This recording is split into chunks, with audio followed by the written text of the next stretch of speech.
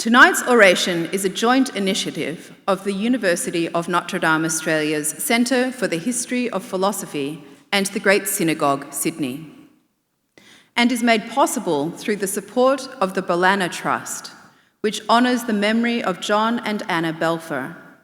We are very grateful to Gary Brown, AM, and the members of the Belanna Trust for their generous support of this event. The history of Jewish philosophy is one of Judaism's great gifts to global culture, and our hope is that through this partnership, we will deepen public understanding of this rich tradition and its continuing relevance today. The history of Jewish philosophy is also the history of intellectual collaboration between the three great Abrahamic faiths, Judaism, Christianity, and Islam, and serves as a lasting connection between them. It is in this spirit of shared intellectual inquiry that we are proud to present tonight's oration. It is now my privilege to welcome Rabbi Dr. Benjamin Elton to introduce this evening's speaker.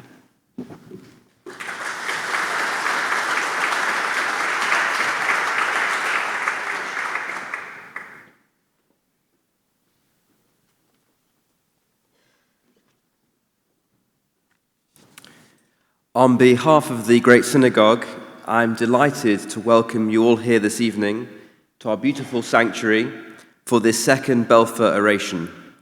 I want to thank our friends at the Centre for the History of Philosophy at the University of Notre, the Belanna Trust, and acknowledge the distinguished guests who are here this evening, as well as everyone who's joining us for this very special occasion. Once again, this is truly an interfaith gathering, and this oration allows philosophy to break down barriers between communities in a way that is more essential than ever. I want to thank our cantor and choir for their beautiful introduction, and the board of the Great Synagogue and the staff of the Great Synagogue for facilitating this evening. It's my honor to introduce our orator for 2026, Rabbi Dr Samuel Lebens. I first met Dr. Lebens over 25 years ago, and I detected then a special quality about him. Although if you told me that one day I, a Jewish boy from Manchester, would introduce him, a Jewish boy from Leicester, to speak at the Great Synagogue in Sydney, I might not have believed you. Dr. Lebens is Associate Professor in the Philosophy Department at the University of Haifa. He's also an Orthodox rabbi and Jewish educator. He's written books on the nature of propositions, the philosophy of fiction, and the foundational principles of the Jewish faith. His academic interests span the philosophy of religion, metaphysics, epistemology, and the philosophy of language. He was the co-founder and the first chair of the Association for the Philosophy of Judaism, and he studied for his PhD at Birkbeck College, University of London, before postdoctoral work in the United States. He was also one of the inaugural cohort of Rabbi Sacks scholars. In addition to his philosophical pursuits, Dr. Lebens studied at various rabbinical schools before attaining his rabbinical ordination. In this sense, he is a true successor to the rabbi philosophers of the Jewish tradition. Dr. Lebens will speak on the subject, Is Free Will an Illusion? Authoring the Stories of Our Lives with Hasdai, Crescas, and Joseph Albo. Please join me in welcoming the Belfer orator for 2026, Rabbi Dr. Samuel Lebens.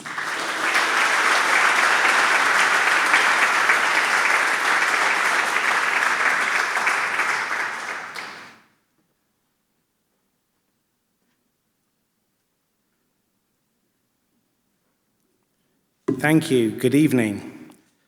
I begin this oration. I would first like to acknowledge also the traditional owners of the land where we meet, the Gadigal people of the Eora Nation and their elders past, present, and emerging.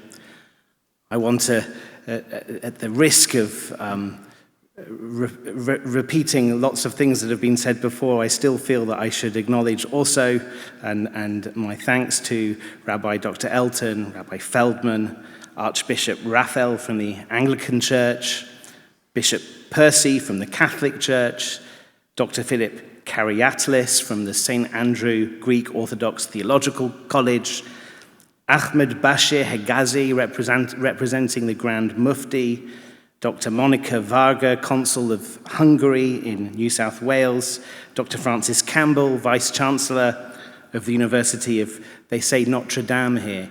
When I did my postdoc at Notre Dame in America, in South Bend, Indiana, my first day there, I asked for directions to Notre Dame.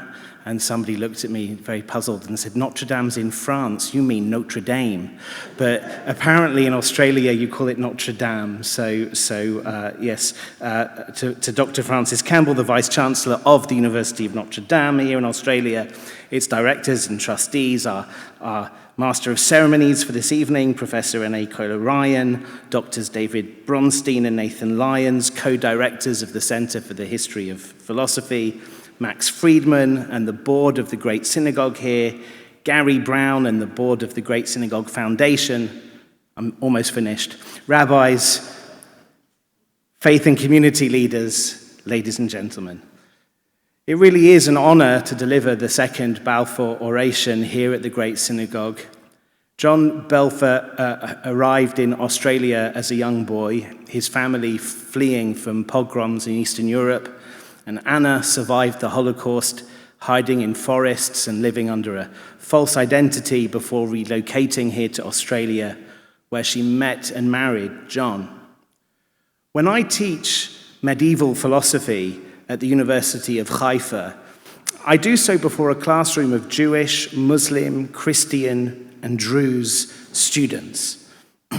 And though we're traveling back in time together to a period that's sometimes referred to as the Dark Ages, and notwithstanding the terrible violence and oppression that different religious communities would impose upon one another in that period of time, my students are always moved by the extent to which the great intellectual figures of that period, from Ibn Sina to Al-Ghazali, from Boethius to Aquinas, and from Sajjega on to Maimonides, would venerate and respect the great thinkers of all three of the main Abrahamic religions. Indeed, there was a palpable recognition among the intelligentsia of that period that most of the philosophical and existential dilemmas that face a person of one Abrahamic faith will likely emerge, sometimes with slight alterations, within the life of the other Abrahamic faiths. And that we therefore have a great deal to learn from one another. And thus, I'm very aware and grateful as I stand here in an Orthodox Jewish synagogue with the support of a Catholic university, in the presence of representatives from all of the major Abrahamic traditions, that these Belfer lectures can serve as an opportunity for forging the sort of intellectual fraternity of faith that typified the best of medieval theology. And that doing so is the surest way of preventing any resurgence, God forbid, of the murderous xenophobia that John and Anna Belfer saw in their youth. As a British Israeli in Sydney, it's fair to say that I'm a long way from home, which reminds me of a story about another rabbi who found himself on holiday a long way from home. He thought to himself, golly, if I'm ever going to find out what pork tastes like, being so far away from home, and knowing that nobody will recognize me over here, this really might be my only chance.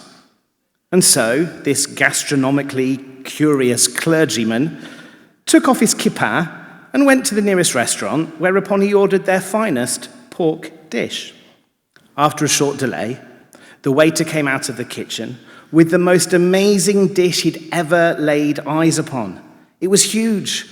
Right in the center sat one entire glazed and roasted pig, surrounded with relish and a big juicy apple in its mouth. The rabbi could barely believe his eyes, but just as he was about to dig in with knife and fork poised to begin, lo and behold, one of his congregants walked past the restaurant and saw him through the window.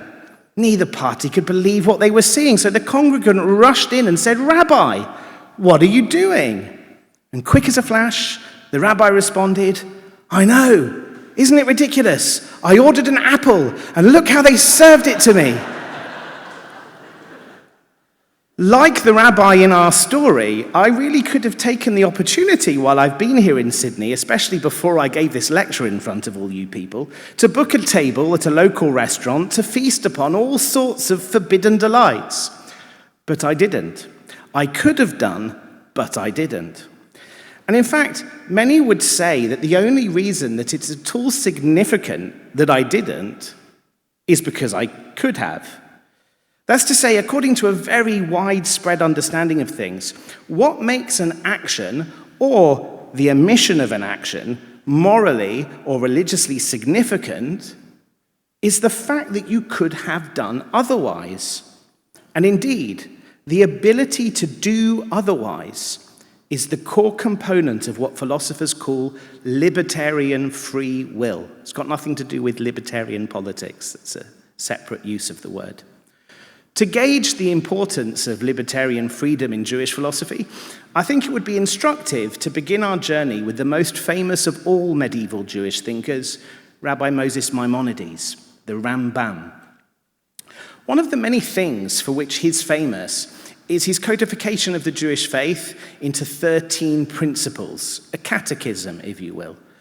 There exists something of a puzzle here, not one that I'm going to try to solve this evening, but the puzzle concerns the fact that Maimonides was almost obsessive about organizing Jewish thought and practice around the number 14. For example, in his Sefer HaMitzvot, his Book of the Commandments, Maimonides takes the entire text of the Pentateuch and filters it through 14 principles in order to arrive at his list of 613 commandments.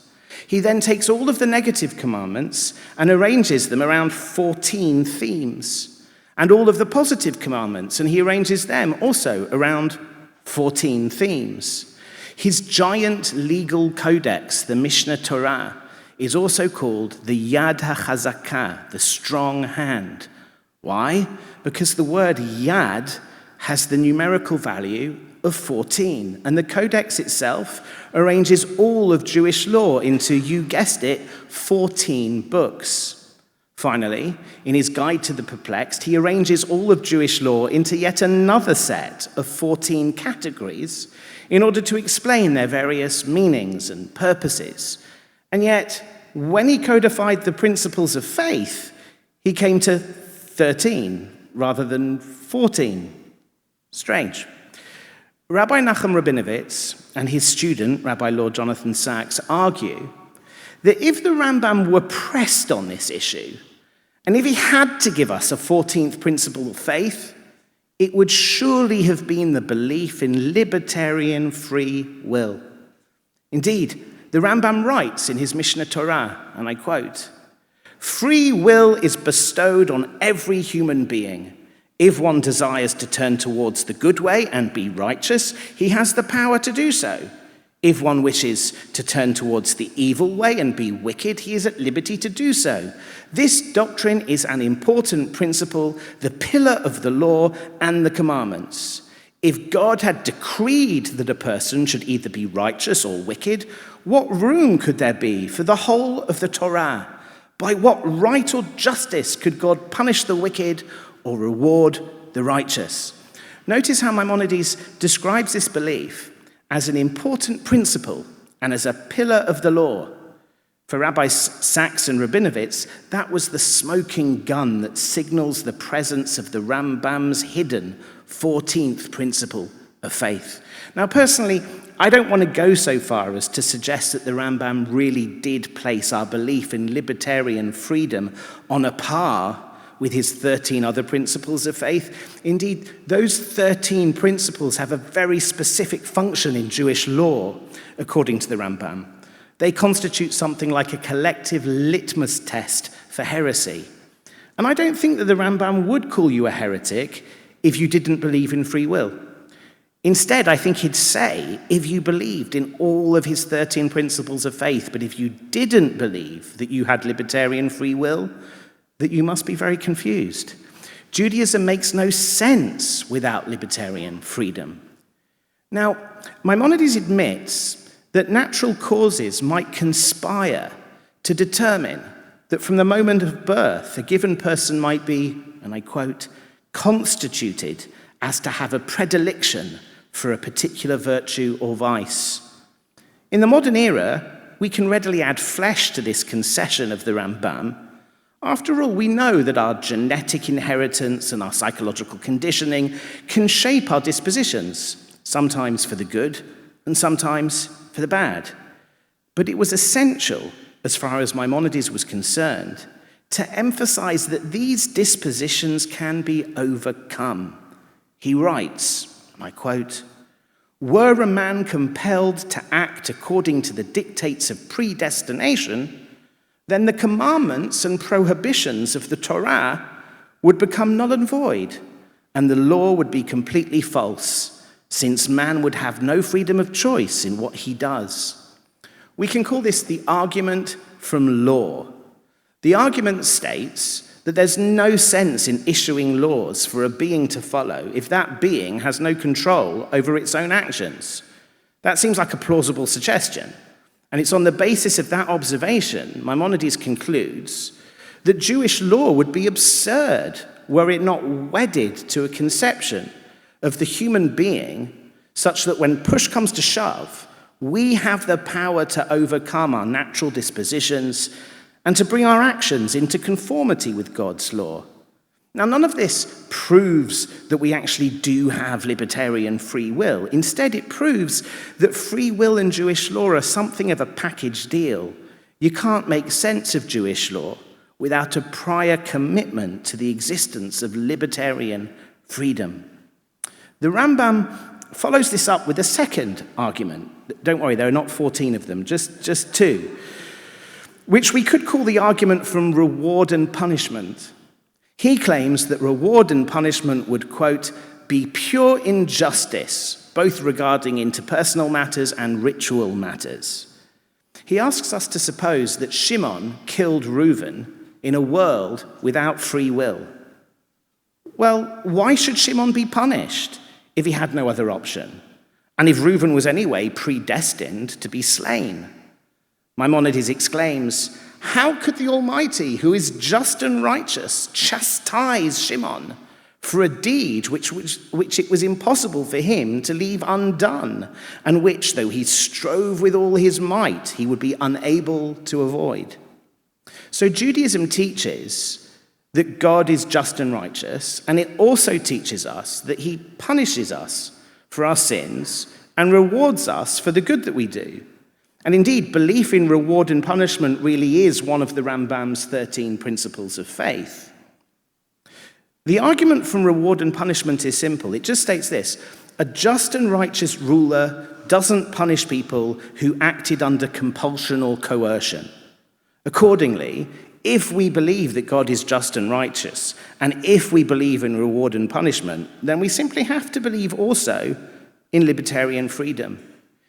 In addition to these two arguments, Maimonides constructs a third. This time, he wants to show that a huge swath of human activities, including entirely secular activities, also presuppose what Judaism presupposes, namely, that we have libertarian free will. He asks, why would we go to the bother of trying to build houses for ourselves or to earn a living? And why would we flee from danger whenever we sense an imminent threat if our fates were already decreed beforehand? Here, the Rambam seems to be arguing as follows: if your fate decrees that, God forbid, you're going to die of cold tonight, then there's no point trying to build yourself a shelter. Likewise, if you face an imminent danger, it's already decreed whether you're going to survive it or not, so why bother fleeing? If you're destined to survive, then there's nothing that the danger can do to alter that fact. And if you're destined, God forbid, to perish, then no amount of fleeing can be of any help. Now, I'm not endorsing any of these Maimonidean arguments this evening, especially not that third one. If you really believe that all of your actions are preordained by fate or destiny or genetics or physics, That is to say, if you are what we in the business call a determinist, then on your view, you don't have a say over whether or not you're going to build a shelter or whether or not you're going to flee from a perceived danger. You're going to do those things or fail to do those things, not because you believe or disbelieve in your own freedom. You're simply going to do them because all of your actions were predetermined by the forces that rob us all of any real agency. And so I don't see why the determinist would feel moved not to build herself a shelter. Perhaps her fate dictates that she'll survive the cold, precisely because her fate also dictates that she's going to build a shelter. But the first two arguments, the argument from law and the argument from reward and punishment, at least at a first glance, they seem pretty robust. They both seem to entail that if Judaism is to make any sense at all, then human beings must enjoy libertarian freedom. But tonight's lecture isn't dedicated to Maimonides.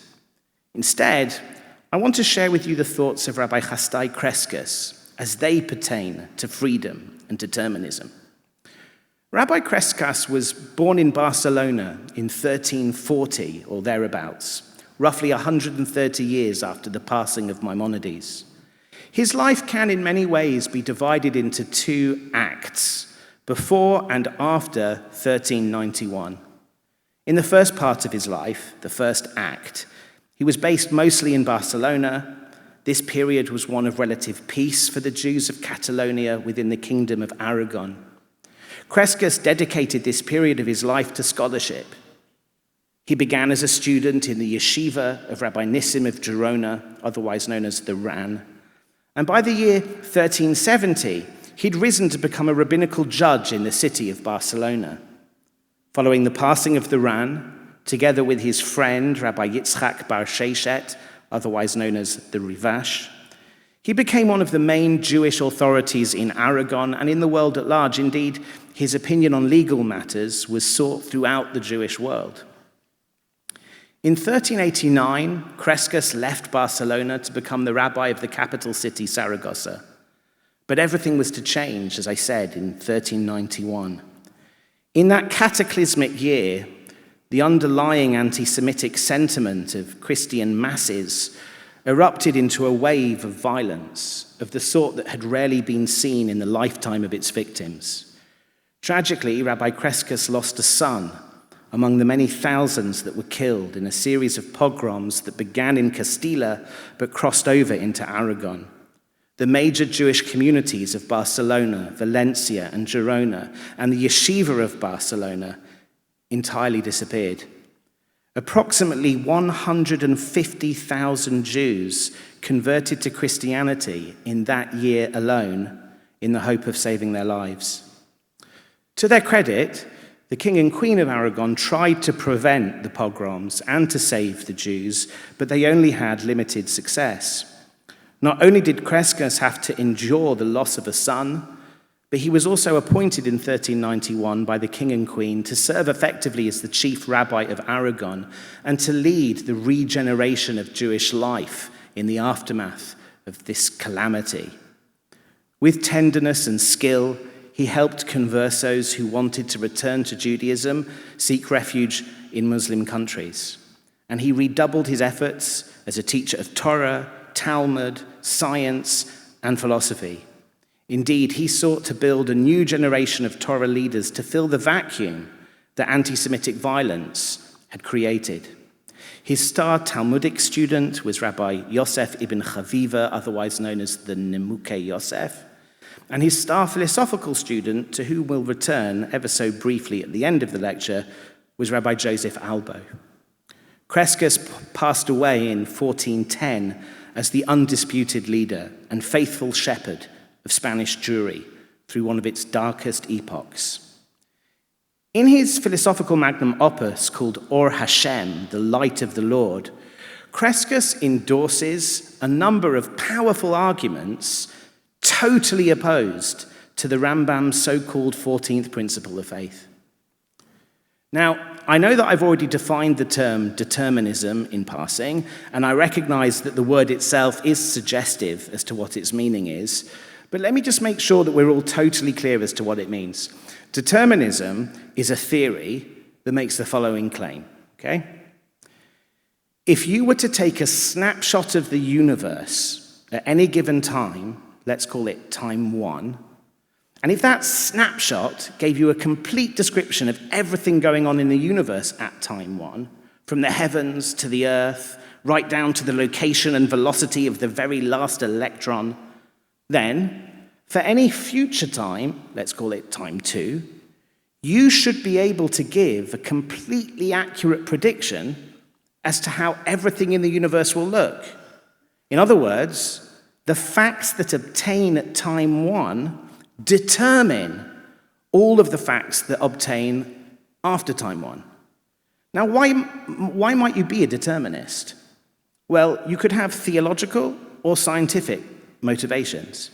For example, you might think that at time 1, God already knows everything that's going to happen after time 1.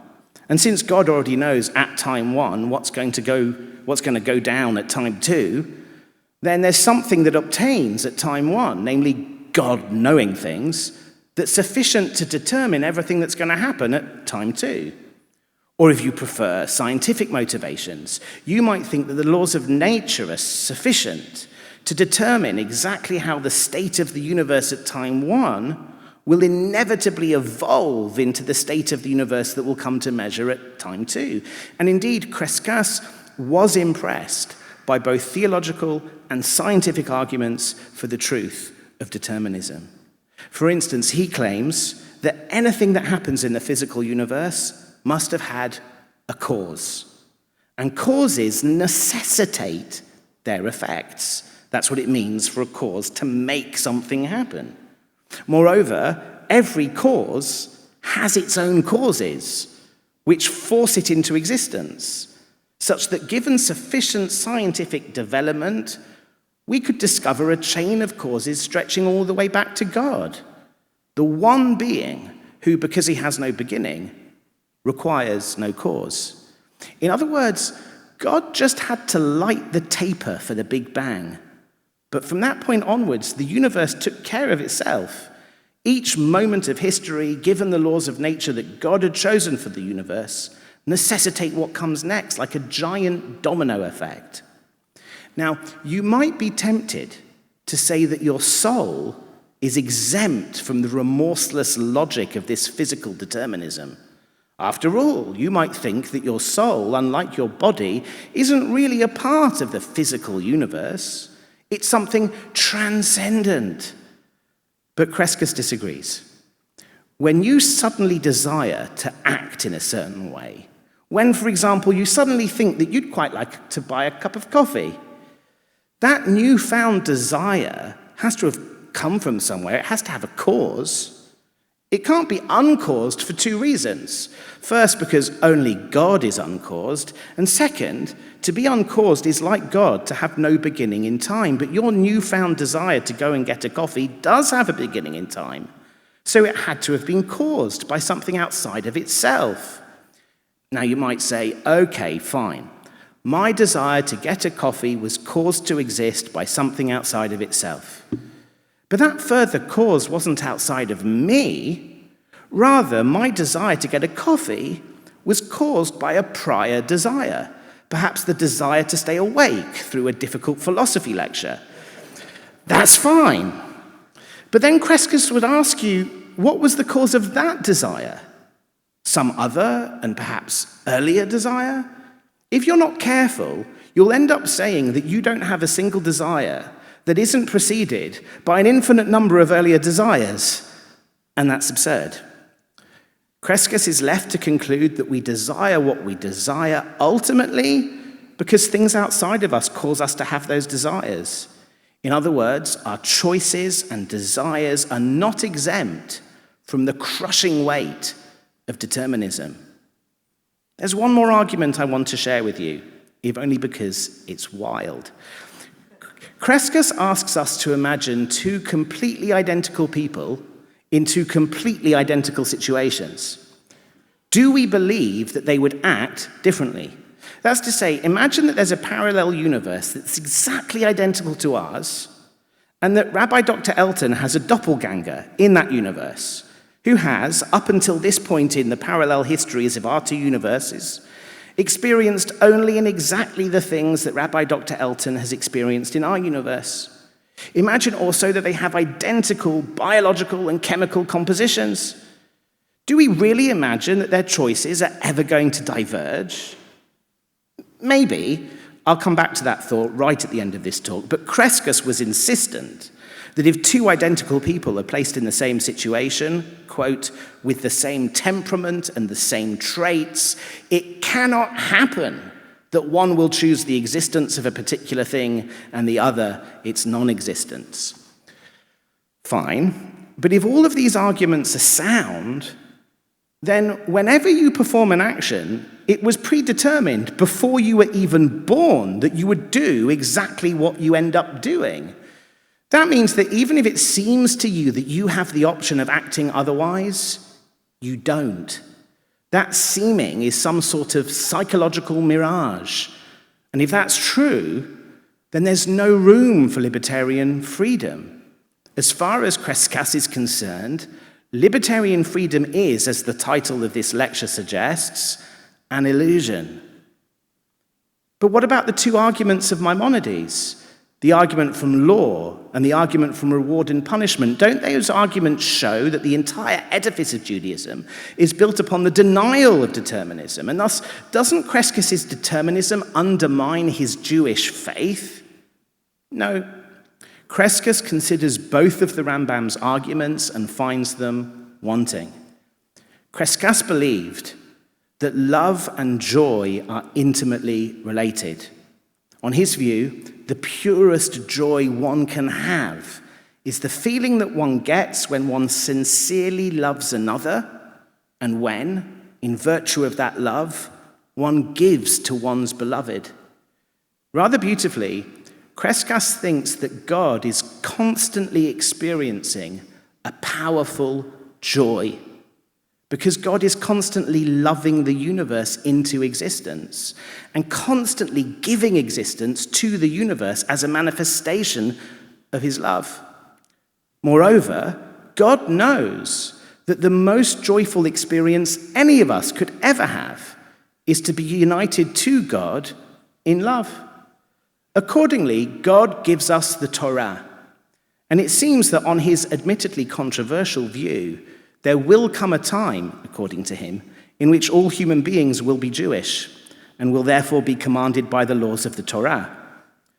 God gives us the Torah to cause various effects in us that will, in the fullness of time, lead us into that loving relationship with God, the source of the greatest possible joy. Now, you might be asking, along with Maimonides, hold on a minute, what's the point of commanding people to keep your laws if they have no libertarian freedom?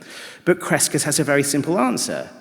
God isn't looking for people to obey if what you mean by obeying is the process of choosing between multiple options to align one's behavior with God's command. That's not possible for a determinist. Instead, we always choose what we are determined by outside forces to choose. But Crescas would merely point out that God's act of commanding is itself an outside cause. That is to say, the fact that God commanded the Jews to keep Shabbat, for example, is itself a cause. Indeed, it causes many people to keep Shabbat. And thus, Crescas would ask us not to think of the commandments as suggestions that we might choose to accept or reject. Instead, they are divine prods designed to cause as many of us as possible, and perhaps eventually they'll succeed in prodding all of humanity onto a path that allows for maximal closeness to God. And that would be lovely, whether or not we enjoy libertarian free will. That's how Crescas rebuts the Rambam's argument from law, but what about his argument from reward and punishment? At a first pass, Crescas responds to that argument as follows. Don't think of God's punishments as retributive justice designed to pay us back for the bad that we've done. In a world with no libertarian freedom, that would be hugely unfair. Rather, God has attached punishments to sins, just as he's attached rewards to good deeds, and justice is attached effects to causes. In the long term, sins have bad effects, which we call punishments, so as to cause us to do them less. So too, God has attached rewards to obedience, not because we deserve a reward. Rather, he attaches good consequences in the long term to commandment fulfillment because he wants to cause us to fulfill them more often. Summarizing his theory, Crescas says, and I quote, "The divine science saw fit to set the prescriptions and the proscriptions as means to move people, and as powerful causes to direct them to human happiness. And this is indeed a manifestation of God's simple goodness and kindness."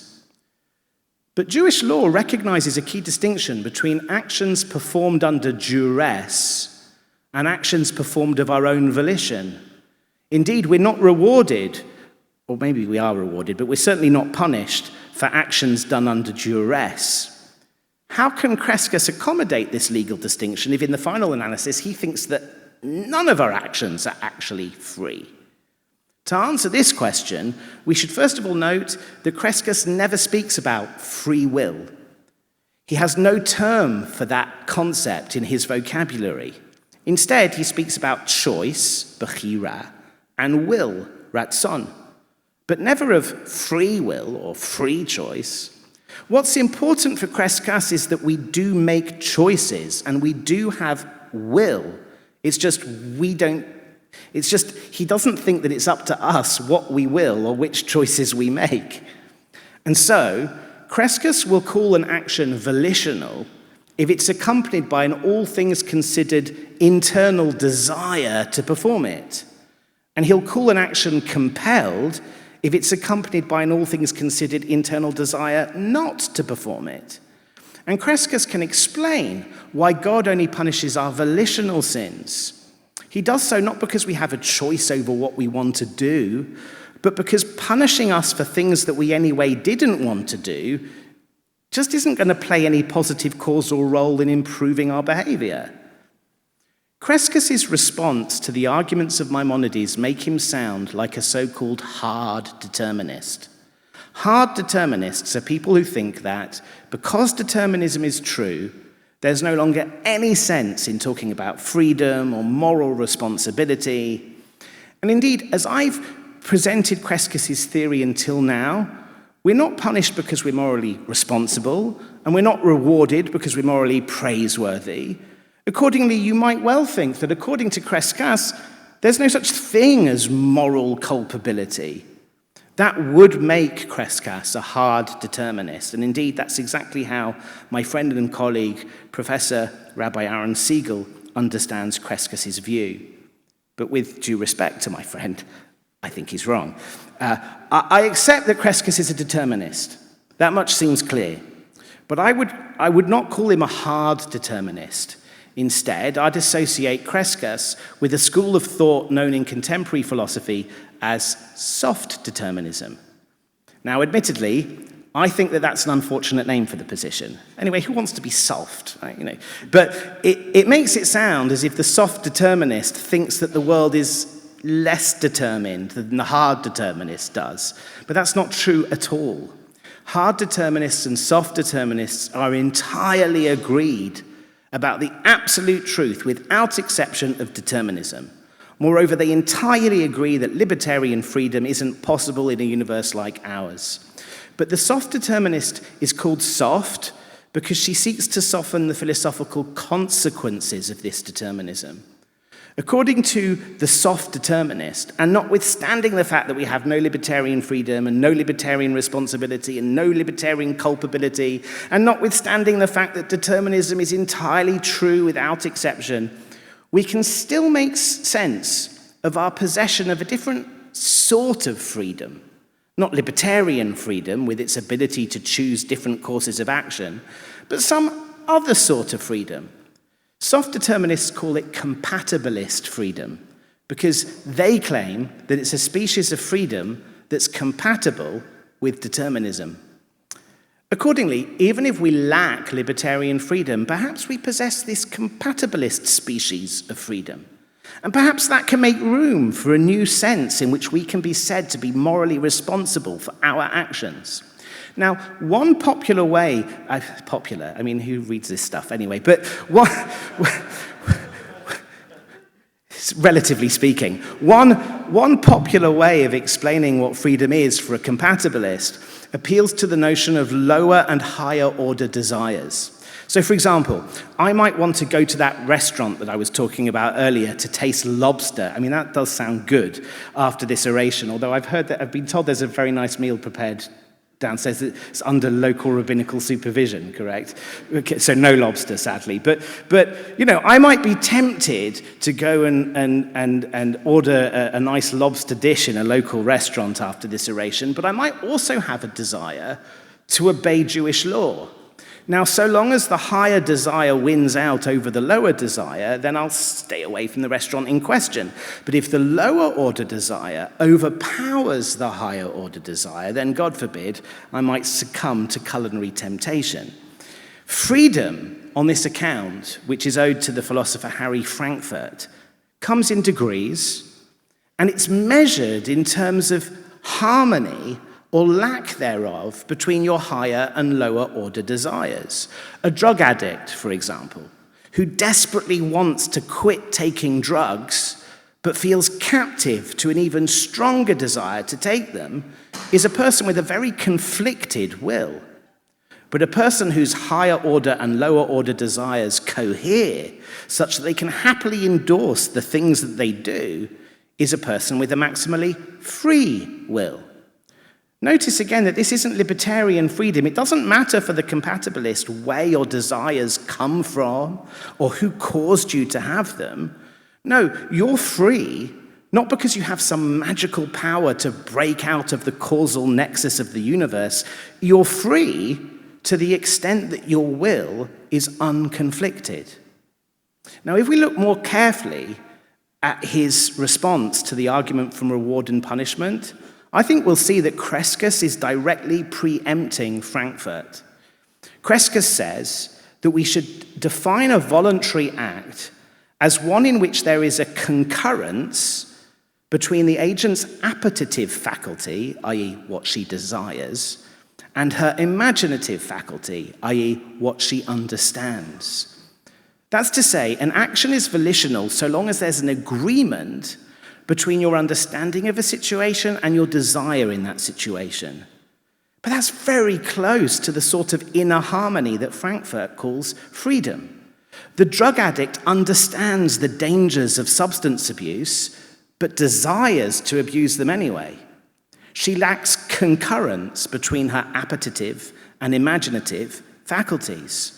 And only when there's agreement between these faculties, that's to say, only when a person acts with the inner harmony that Frankfurt describes, is Crescas willing to call your behavior, quote, an action of your soul. If you lack that inner harmony, then as far as Crescas is concerned, the actions you perform are not really or wholly yours, not in the most full-blooded sense of the word. So too, Frankfurt maintains that only a freely willed action is one that's thoroughly reflective of the person that you are. Accordingly, Frankfurt thinks that even if we're determinists and we accept that our characters are formed by external forces, we can still talk about actions that are more reflective and actions that are less reflective of the person that you currently are. And this gives rise to a compatibilist notion of responsibility. You deserve praise for the good actions with which you identify. This isn't because you have some sort of power to choose what you identify with. Instead, it's because the things that you identify with constitute the sort of person that you are, including whether you are praiseworthy or a lamentable human being. You deserve punishment for the bad actions with which you identify because they would reflect the person that you are. But you deserve neither punishment nor praise for those of your actions that flow from a broken or fractured will. Accordingly, when a person initially decided, without any inner conflict, to try taking heroin for a lark, she made a decision that was thoroughly worthy of criticism. But by the time that she was totally captive to her addiction, despite her real desire to get clean, she moves past criticism or praise because she lacks even a compatibilist freedom. So too, in his attempt to explain why God doesn't punish a person who didn't will their sin, Crescas writes the following words: "When a man acts under constraint and compulsion and does not act by his will, then, since he does not act by the concurrence of his appetitive faculty with his imaginative one, what he does is not an act of his soul, and it's not fitting that punishment should follow." I would suggest that the fittingness in question is moral fittingness. That's to say, Crescas isn't a hard determinist. Rather, he's a soft determinist, which is to say he's a compatibilist, such that he thinks that we can make sense of some non-libertarian notion of responsibility and just reward. On my reading, which echoes the reading of Professor Warren Zev Harvey, Crescas has two complementary responses to the problem of reward and punishment. According to the first, God uses them as prods to guide us towards better behavior. According to the second and complementary account of reward and punishment, there is a compatibilist sense in which we deserve punishment for the sins with which we identify, and we deserve reward for the good deeds with which we identify. This is because the actions with which we identify are a reflection of the sorts of people that we are, not because we chose to be the sorts of people that we are, but that's sufficient for compatibilists to make you morally responsible, even though determinism is true and even though you lack any sort of libertarian freedom. Okay, we're done with Crescas now, so we can, because it was a bit hard at the end. I wanted to share, despite the difficulty at the end, I wanted to share Crescas's iconoclastic view with you this evening for a number of reasons. Personally, I'm not convinced that determinism is true. It's not clear to me, first of all, that God's knowing the future before it happens entails that future me isn't freely making choices with a full-blooded libertarian freedom over there in the future as God looks on. It's just not clear to me that God's foreknowledge is determining anything at all. Moreover, it's not clear to me that every event in the physical universe is causally determined by the physical events of the past. Indeed, quantum mechanics suggest, I told you it would be getting easier, so we're moving into quantum mechanics now. But quantum mechanics suggests that some events are random or stochastic, which is to say they're regulated only by statistical likelihoods. Now, admittedly, the fact that certain physical events are random isn't much help in securing libertarian freedom. After all, libertarian freedom requires that our brain states are neither entirely determined by the outside world, nor entirely random, since a series of random brain states wouldn't amount to libertarian freedom. It would instead render all of our actions somewhat spasmodic, which my actions can sometimes seem, but that's a psychological issue. In the final analysis, I don't actually know what to say. I'm so sorry for such a disappointing conclusion, but I don't really know what to say about determinism and libertarian freedom. My mentor and teacher, Rabbi Sachs, of blessed memory, was something of an evangelist for libertarian free will. And yet, for all his evangelism, libertarianism is under attack from very powerful forces, ranging from contemporary cosmology to contemporary neurobiology. That's one reason why I think that Crescas is an important voice for our times, because he argues forcefully that Judaism can still make sense, even in a deterministic universe. It can still be true in such a world that a God of love is engaged in a process designed to cause his creatures to come to love him and thereby to love the most supreme being of all so as to experience an unparalleled joy. We won't experience that joy if our wills are conflicted, and so the causal story of the universe, including God's revelation and his rewards and punishments, have to play themselves out until all of God's creatures turn to God with unconflicted wills to experience that collective joy of love. Another factor that renders Crescas a peculiarly contemporary voice was expressed beautifully by Professor Harvey. He notes how it follows implicitly from Crescas's analysis of free will in terms of inner harmony that it's better, quote, to be a spiritually tormented infidel than an apathetic, passionless believer. This analysis, Professor Harvey writes, quote, strikes me as being even more relevant in our times than in Crescas's. It recognizes the spiritual vitality of the modern non-believer who futilely and painfully struggles to know God in a secular world. Even an all-powerful God is somewhat limited by the necessary shortcomings of physical, non-divine beings like us. But in the face of those limitations, God is trying to author our lives in ways that will lead us to a joyful and loving end. We are worthy on this picture to the extent that we endorse the good that God has already formed in us.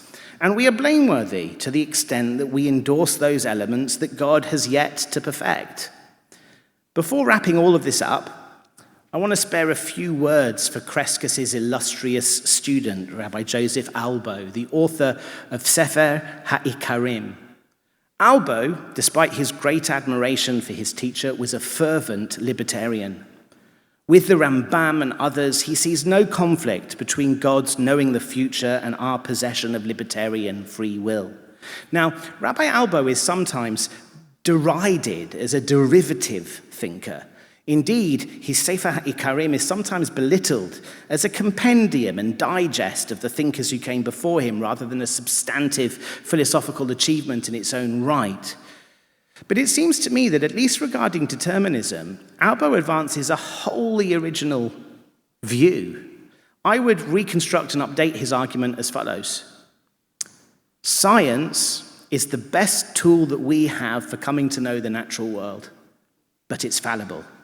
Its primary aim is to predict with maximum reliability and increasing accuracy what we're going to experience in the laboratory, or what we're going to see through our telescopes, if we dare to look, or what we're going to witness in our day-to-day lives. But the touchstone for all of the sciences is our sense experience, what we see, hear, smell, and feel, either in the laboratory or outside of it. Admittedly, the sciences tell us that the world is very different to how it seems to our untutored senses. And this is much more the case in our times than in the days of Albo. Today, scientists would tell us that this lectern, for example, contains more empty space than matter, and that there are billions of electrons zooming every which way within it. But we're willing to tolerate these differences between what the scientists tell us and what our senses tell us if the scientific theory in question increases our predictive powers. And atomic theory does just that. So we tolerate it. Indeed, we embrace it.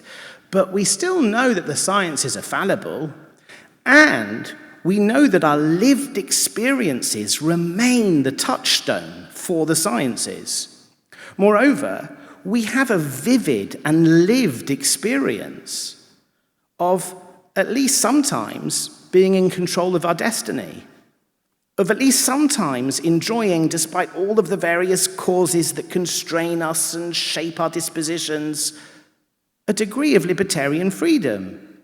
Indeed, this sense is so vivid and central and key to our understanding of who we are that we should only be willing, according to Albo, to give it up on the basis of overwhelming scientific evidence to the contrary.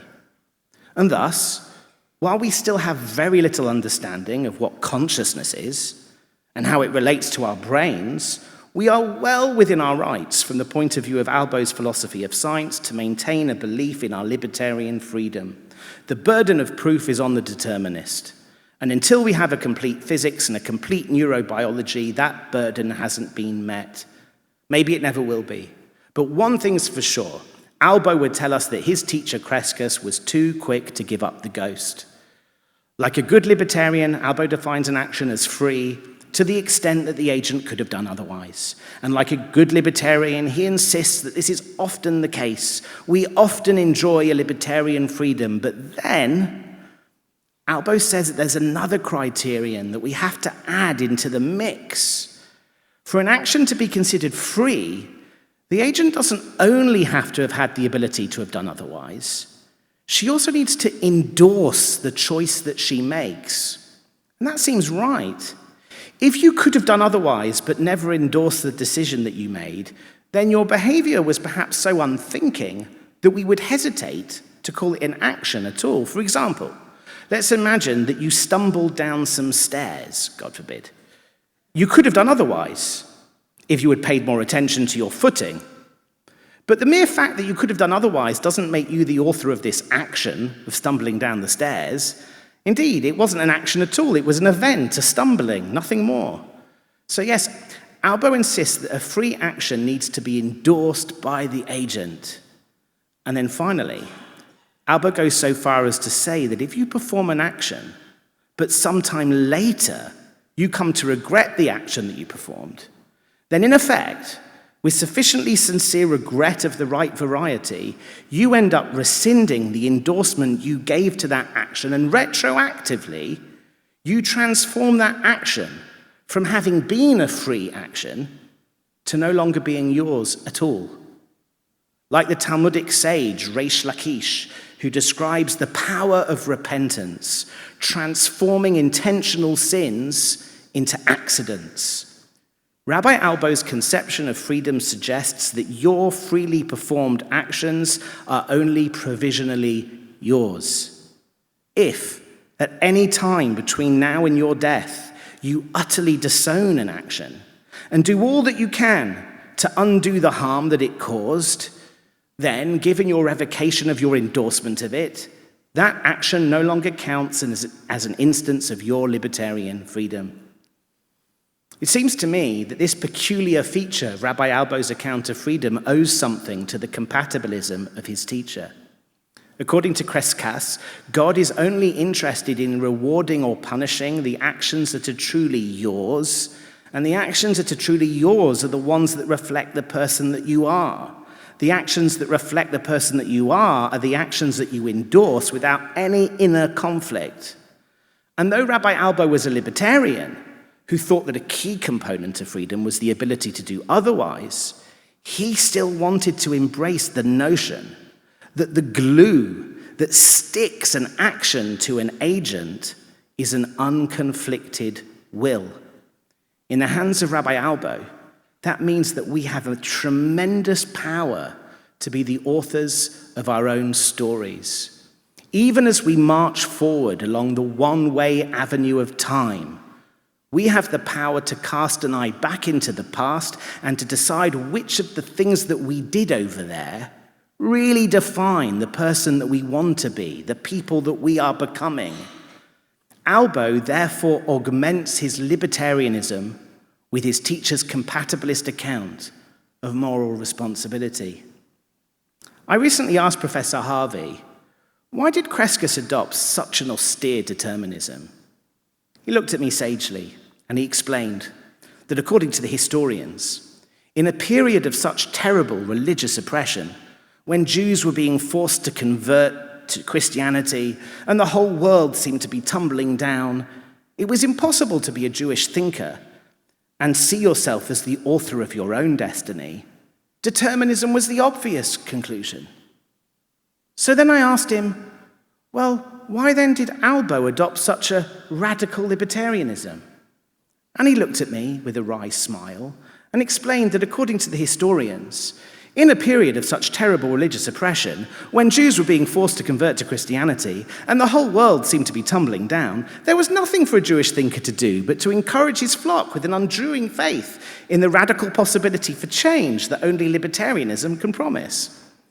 It was a lovely little joke, but I think it helps to illustrate the libertarian intuition that many of us have, that actually, even if you place two identical people, or at least two very similar people, into two identical scenarios, like Rabbi Crescas and his student Joseph Albo, They might surprise us by reacting to those identical scenarios in dramatically different ways. Jumping from medieval to contemporary times, I'm vividly mindful of the many difficulties that the Jewish community in Israel and the diaspora have known of late, not least with an unspeakable massacre in this city. And yet, I take some comfort from a tradition that's able to accommodate such disparate voices as the Rambam, Crescas, and Albo, a tradition that can make space for a vivifying relationship between God and mankind in whatever sort of universe we find ourselves in, be it determined or undetermined. Either way, our observance of the Torah has the power, in the words of Rabbi Sachs, to redeem our lives and to etch them with the charisma of grace. Thank you.